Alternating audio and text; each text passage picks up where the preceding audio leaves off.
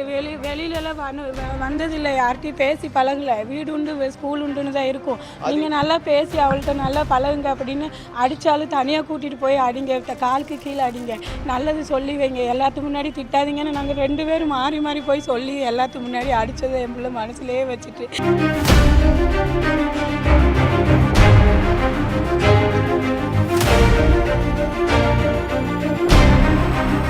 கோவை மாவட்டம் வால்பாறை ரொட்டிக்கடை பகுதியில் கடந்த 10ஆம் தேதி உயிரை மாய்த்துக் கொள்ள துணிந்த 9ஆம் வகுப்பு சஞ்சனா சிகிச்சை பலனின்றி உயிரிழந்துள்ளார். அரசு பள்ளி ஆசிரியர்கள் கொடுத்த மன அழுத்தம் காரணத்தினால்தான் மாணவி இந்த முடிவை எடுத்திருக்கிறார் என பெற்றோர்கள் குற்றம் சாட்டியுள்ளனர்.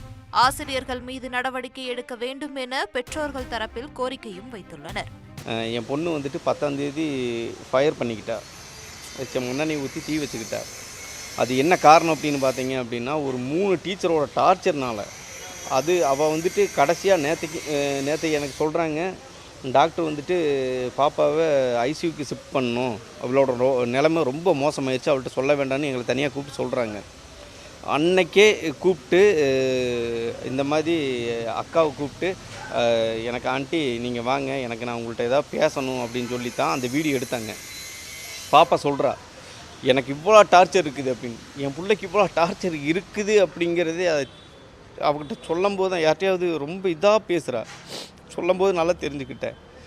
டீச்சர் அவங்க வந்துட்டு ஒரு குழந்தை இவ்வளோ டார்ச்சர் பண்ணக்கூடாதுங்க. எந்த teacher? Tamil teacher, English teacher, science teacher. அதாவது சயின்ஸ் டீச்சர் கூட பரவாயில்லையம்மா. தமிழ் டீச்சரு வந்துட்டு அவங்க அது என்ன பேருமா சொன்னாக்கா, இங்கிலீஷ் டீச்சர் வேறு என்ன பேருமா சொன்னா, சயின்ஸ் மிஸ் பேருமா, இதைத்தான் அவள் சொல்கிறா.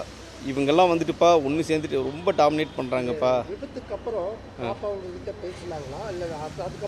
இல்லை, இந்த விபத்துக்கு அப்புறம் பார்த்தீங்கன்னா ஒரு ஸ்கூல் ஹெச்எம் வந்துட்டு ஞாயிற்றுக்கிழமை அவ்வளோ அவசரமாக வர்றாரு. அதுக்கப்புறம் ஸ்கூல் டேவா அது என்னன்னு எனக்கு சரியாக தெரில. 3 டீச்சர்ஸுமே ஒரு ஸ்கூலில் சாப்பாடு செய்கிற ஒரு அம்மாவோட என் பிள்ளைய வந்து பார்க்க வர்றாங்க. பார்க்க வந்த அன்னைக்கு என் ஒய்ஃபு பயங்கரமான சண்டை, கவர்மெண்ட் ஹாஸ்பிட்டலில் வச்சு சண்டை போட்டு தான் அனுப்பிவிட்டாங்க. அவங்க வந்துட்டு அவங்க மனசில் ஒரு குத்தம் இல்லை அப்படின்னா ஏன் பார்க்க வரணும் என் பிள்ளைய? அந்த 3 டீச்சர், அது பர்டிகுலராக நான் சொல்கிறேன் பார்த்தீங்களா. அதாவது என் பிள்ளைக்கு நடந்த மாதிரி எந்த ஒரு குழந்தைக்குமே நடக்கக்கூடாதுங்க, சரிங்களா?